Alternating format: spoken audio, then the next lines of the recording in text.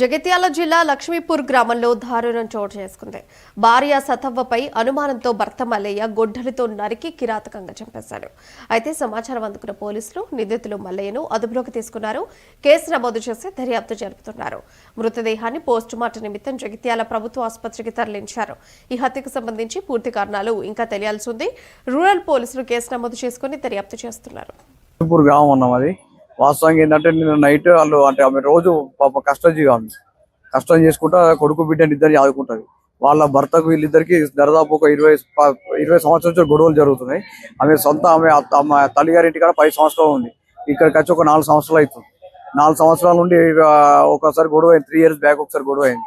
గొడవ అయితే మేమే సర్ది చెప్పి కొట్టోడు ఇంకోసారి కొట్టకుండా పోలీస్ స్టేషన్ కంప్లైంట్ ఇస్తే సార్కి ఎస్ఐ గారు వాళ్ళందరితో మాట్లాడి కాంప్రమైజ్ మాట్లాడి ఎవరు వాళ్ళు వండుకుంటారు. ఆయననే వాళ్ళ తల్లి దగ్గర ఉంటాడు.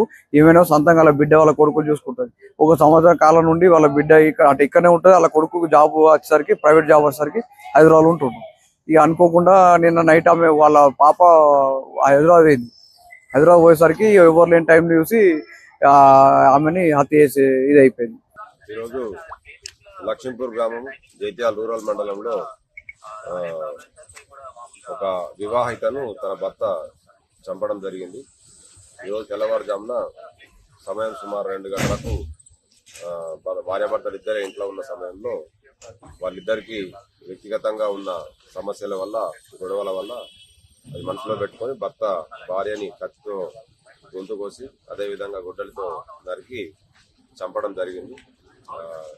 మేము సంఘటనా స్థలానికి వెళ్ళి మా ఎస్ఐ గారు నేను ఇప్పుడే బాడీ షిఫ్ట్ చేయడం జరిగింది. ఈ తర్వాత తదుపరి కార్యక్రమాలు కంప్లీట్ చేస్తున్నాం. పిటిషన్ తీసుకున్నాం, కేసు రిజిస్టర్ చేసినాం. చంపిన వ్యక్తి ఎవరైతే భర్త అక్యూజ్ ఉన్నాడో అతను పరారీలో ఉన్నాడు, త్వరలో పట్టుకుంటాం. ఈ దర్యాప్తు అనంతరం మిగతా విషయాలు తెలియజేస్తామని తెలియజేసుకుంటున్నాం. Thank you.